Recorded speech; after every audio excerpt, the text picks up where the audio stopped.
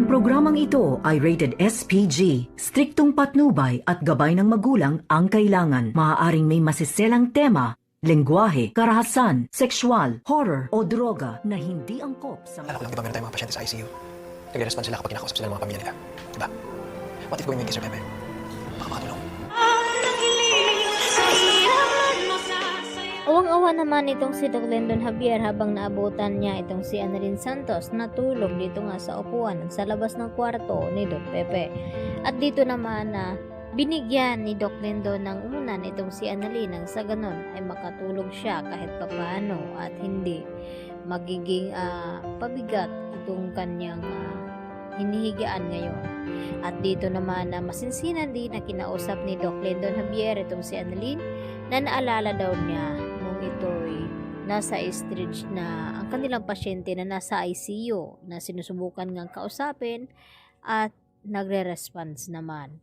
Bakit daw hindi subukan ni Annalyn na yun ang gawin niya dito kay Lolo Pepe nang sa ganon ay makakatulong ito. Kaya hindi na nga nagpatumpik-tumpik pa itong si Annalyn, kaya agad na pumasok itong si Annalyn dito sa kwarto ni Don Pepe at kinausap niya itong kanyang lolo. At dito nga nabanggit ni Annalyn ang babae na dumalaw dito nga sa kanya at hindi naman katakataka dahil marami daw ang nagmamahal dito kay Sir Pepe dahil sa mabuting puso ito at mabait sa kapwa-tao. At dito nagulat itong si Annalyn nang mag-response na nga itong si Don Pepe at ito ay sign na naririnig niya itong mga sinasabi dito ni Annalyn. At dito naman na unti-unti na magkakamalay itong si Don Pepe at malalaman na nga niya na itong babaeng dumalaw dito sa kanya ay walang iba kundi apo niya rin ito na anak naman dito ni Giselle.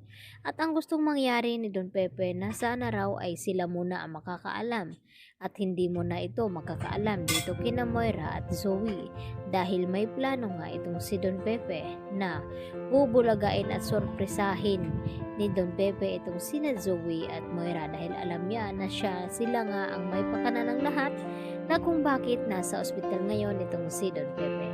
Kaya naman nang makalabas itong si Annalyn sa ICU ay dito naman siya napaiyak at napayakap na lamang dito kay Doc Lendon dahil tama ang sinabi nito na kausapin nga itong si Don Pepe baka makakatulong.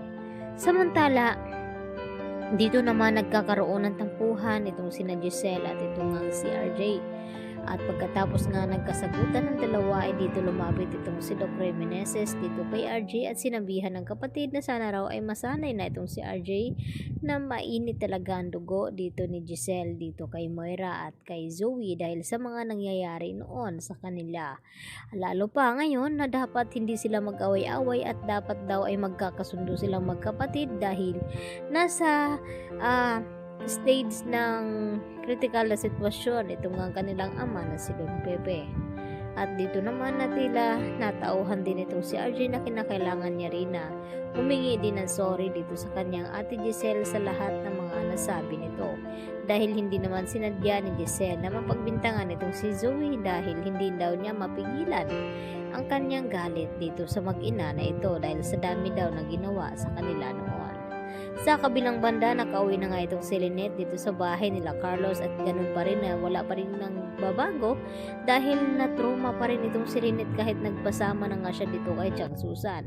Nang makarinig lamang ng kalaskas ng pintuan itong si Lynette ay agad naman na nababalikwa siya ng tulog at nagulat kung sino nga ang papasok, baka saktan siya muli. Yan ang ating pagkaabangan bukas mga kapuso, kaya dito lamang yan sa Abot Kamay na Pangarap. Yan lang po at marami pong salamat sa inyong panonood.